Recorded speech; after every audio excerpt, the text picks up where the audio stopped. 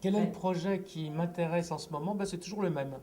C'est d'être un homme honnête, d'être un homme amoureux, respectueux de la femme qu'il aime et d'arriver à se montrer digne de son amour. C'est un énorme travail qui me prend 98% de mon temps. Je pense que simplement respecter l'idée de l'amour, d'un concept que nous avons inventé, nous, les humains, cette espèce animale folle qui a inventé tellement de choses extraordinaires, avoir inventé l'amour, Dieu, la bombe atomique, c'est extraordinaire quand même.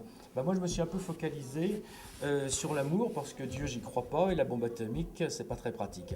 Donc voilà, c'est ce qui me prend le plus de temps.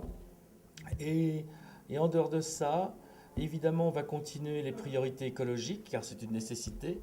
Je sais que c'est une tarte à la crème, tout le monde ne parle que de ça, mais c'est pas parce que tout le monde en parle qu'il ne faut pas le faire.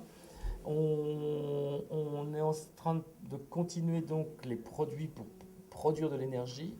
On va lancer bientôt une compagnie de maisons préfabriquées de haute technologie écologique à très bas prix. Car aujourd'hui, je pense que les gens ont besoin de toits pour mettre leurs enfants à l'abri de la pluie. Et on est en train, pour mon plaisir un petit peu, de créer un chantier naval qui sera le premier mondial dédicacé seulement aux énergies non fossiles, autrement dit au solaire et à l'hydrogène. Et en dehors de ça, ce qui sera peut-être ma dernière mission, c'est un laboratoire de recherche fondamentale sur la créativité.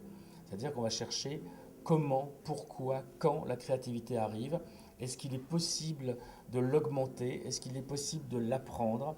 C'est quelque chose qui est intéressant car aujourd'hui on parle beaucoup d'art, mais bizarrement on parle peu de créativité. Donc nous avons besoin de créateurs dans tout, car la création doit être dans tout. Un plombier doit être créatif. Un journaliste doit être créatif. Tout le monde doit être créatif. Et on est dans une société qui ne parle que de création, mais en fait, si on regarde bien, elle ne parle que des applications de la création.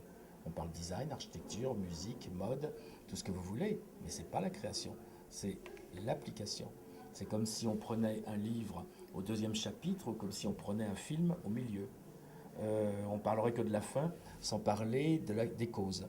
Donc c'est ce qui me passionne, c'est ce qui m'a toujours passionné, mais aujourd'hui on est en train de réellement rentrer dans le vif du sujet.